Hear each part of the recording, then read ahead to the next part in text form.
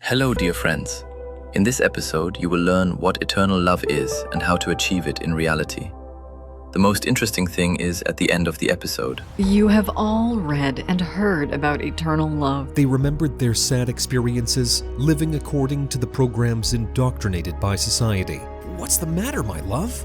Made her feel sick, tears streaming down her cheeks. In our habitual society, people wear masks. They're looking for a way out of this slavery, but not where it really is.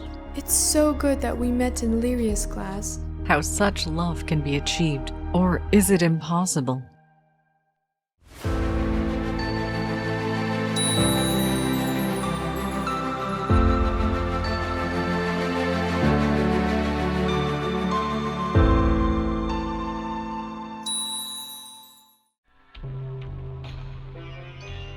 You have all read and heard about eternal love, but we find few examples of it in life.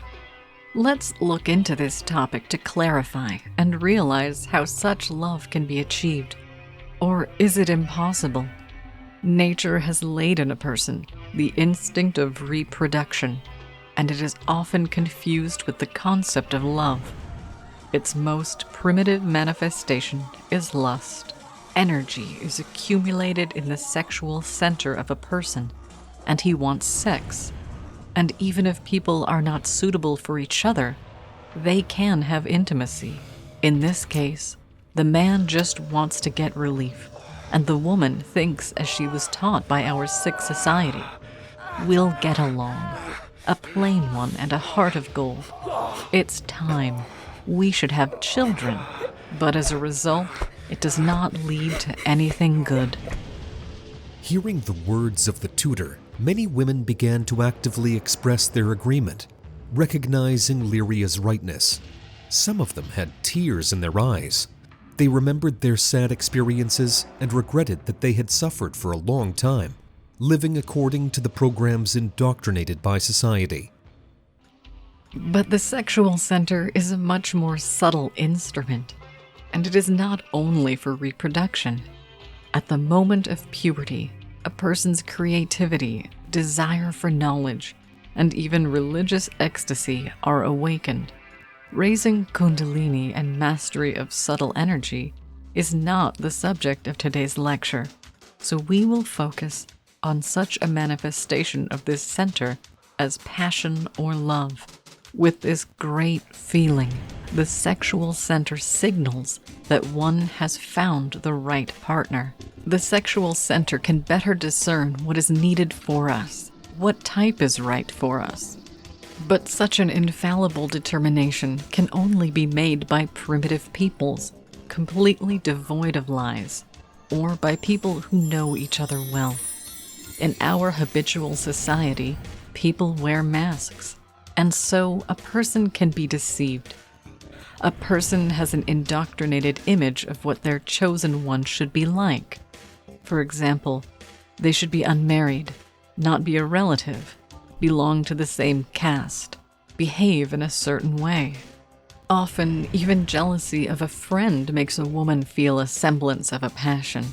But when people get closer and get to know each other, the passion disappears because it was false. Sometimes a man, in order to seize a woman, imitates passion, gives bouquets, reads someone else's poems, trying to deceive her, to use her.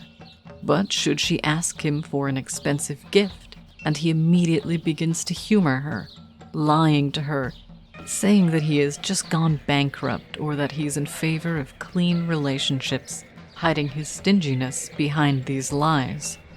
Alice remembered how Arthur, a poor student, had sold the last of his money to buy her jewelry. And she looked at him expressively with a sense of feminine pride. Once again, she was convinced that she was not wrong about him. She felt grateful to Lyria, who had told her that she should choose the partner herself, not wait for a man to choose her. Her feminine intuition had not failed her, and earlier, when she had expected masculine behavior from those who paid attention to her, nothing good had come of it. She forced herself to tolerate those who approached her first, thinking that she didn't understand something, that she would feel for them later. Sometimes a woman deceives a man too. For example, at the beginning of a relationship, she shows herself very brightly, but when she thinks she has already captured his heart, she relaxes and walks around the house in curlers, old robes, no makeup, causing him only rejection. And it ruins their relationship. Passion and youthful love are very important. They rejuvenate the organism. A person blossoms. Creativity and even superpowers appear in a person. Contact with God arises. That is why one should try to be in this state as much as possible, not to calm down. And even if there is no partner, one should find an ideal for oneself in order to stay in this divine state. And if you have found a worthy partner, you should not try to get married sooner and start a family life with them. You should not let the passion and flight of love slip into depression, jealousy, or other forms of suffering because of the patterns and stereotypes of society. For example, the desire to be like everyone else. Love should be given a religious connotation, elevated, made idealistic. For example, not aimed at selfishness and possessiveness, but at serving one's ideal. Lyria, please tell me, is it true that living together and keeping house together kills the passion in a relationship? Yes, that's right. Passion is an energy field between two poles. If the distance between people is completely removed, the field will immediately discharge.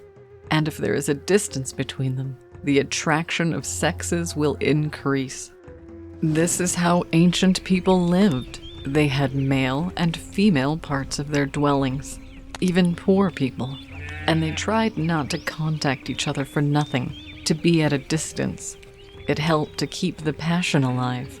Even girls and boys studied and lived separately, for constant household contact makes relationships mundane and their fire dies out. It is not for nothing that there is a saying, with good friends, meet less often. In order to keep the novelty and brightness of the meeting, people should prepare for it, be filled with positive impressions, so that such a meeting was a real holiday. Alice thought, Arthur travels a lot. He has a business. I need to find something where I'll be filled with new impressions, so that I will have something to share when we're together. I will help the school more in creating a field of love, so that I will have something to tell Arthur when we meet. But whatever passion is, it also has its time. And this is related to the physiology of reproduction. In a man, it can pass quickly, because his natural task is to fertilize more females. In a woman, passion lasts longer, but it also has a limit, because she needs a man while she carries and nurtures the child. But after a few years, the passion can pass, and people often stay with each other because of social templates. It's necessary to preserve the family, to live together for the sake of children. It's already old age. It's too late to change anything. But this all indicates that between them there is no real love, which exists in the emotional center and does not depend on sex. Even deeply old people can feel sympathy and deep affection for each other. This is what eternal love is, as it persists even in the world of the dead and passes into the next birth. Of course, often people do not immediately meet each other in the next incarnation. It may happen already in a mature age, but there is a former feeling between them at once. Such a feeling is a valuable gift. It arises only in people with a big heart, in kind, responsive, cheerful people. In a dry, stale egoist filled with negativity, it is unlikely to arise, and people must be like-minded to have such love. Alice looked at Arthur with warmth and thought, It's so good that we met in Lyria's class and have the same worldview. And now that we're developing together, it's even more solid. In general, when people start living with each other, the emotional center takes over and they start acting on it. There's also an expression. They didn't get along with each other. If people have constant squabbles and quarrels, fights, jealous scenes, it means that their emotional centers are not suitable for each other. They need to separate from each other, not to torment themselves. There is no need to turn your life into hell and deprive yourself of the opportunity to find true love. One should also remember that love is not subject to social patterns, which can change over time and be different from one nation to another. For example, in the East, polygamy is the order of the day, and a man can love several of his women equally. A man could be very temperamental and prone to casual liaisons, but that doesn't mean he can't love. Often, he only treats one woman seriously and just spends time with others, and you should not make him scandalous or remake him to please the templates of society. You must accept his nature if he suits you in every way and shows the stability of his love for you. Rarely, but sometimes such things happen in women. Therefore, it is necessary to remember that true love is not connected with sex, and he will have more women. Alice thought, looking at Arthur, could she accept that he would have more women? Somewhere in the back of her mind, the answer was yes, because she felt that he was her ideal partner, and she would never want to part with him. But the other part of her, infected with the pattern, protested.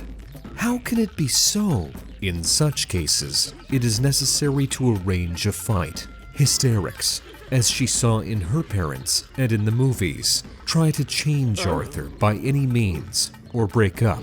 Just thinking about it made her feel sick, tears streaming down her cheeks. What's the matter, my love?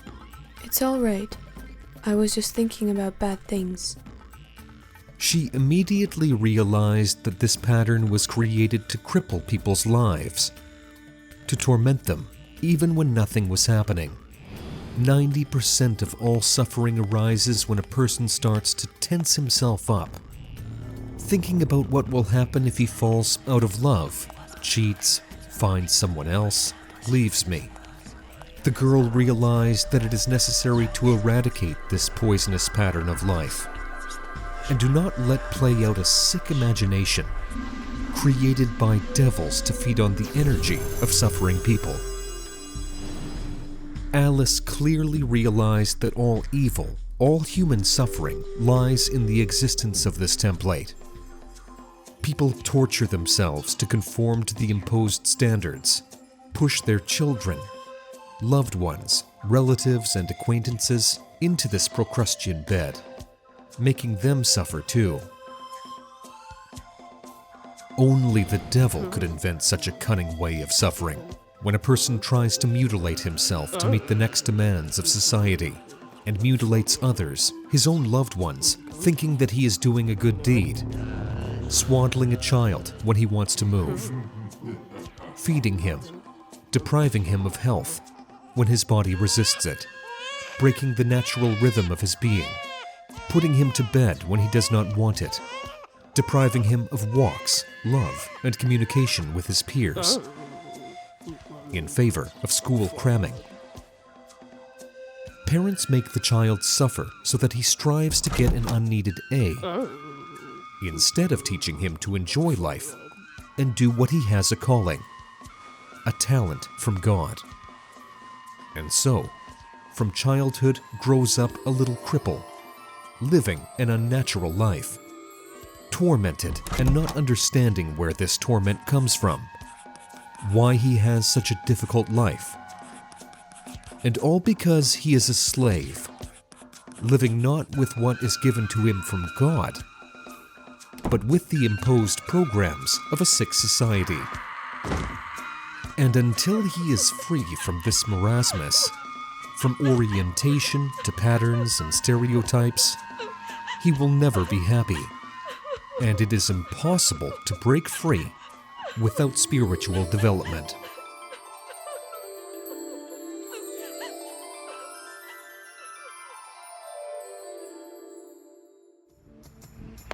After the lecture, when Arthur and Alice went outside, the girl confessed to her lover.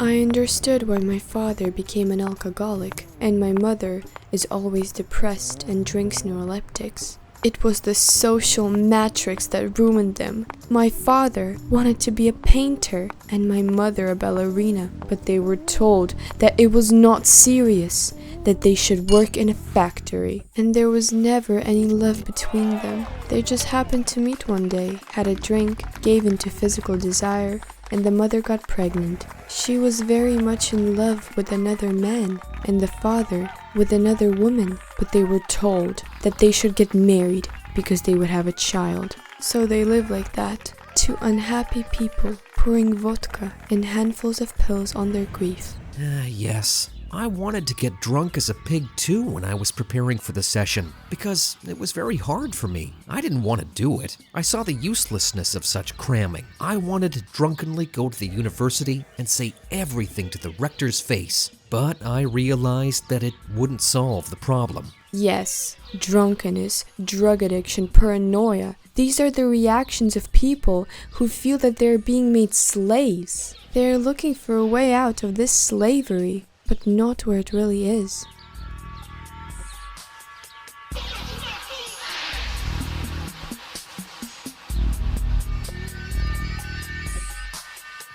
Hello. Do you want us to select a personal practice for you so that you can go through what the heroes of our cartoon experience? Write to us and we will help. The link is in the description.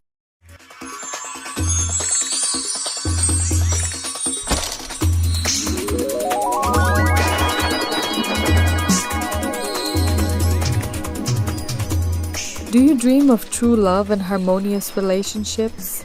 I invite you into a space of transformation where the secrets of real love are revealed. At our gathering, you will walk the path toward understanding your feminine and masculine power. You will learn the ancient secrets of love and master tantric practices and ceremonies to attract a worthy partner. Don't miss your chance to become happy. Find our friends through the links in the description.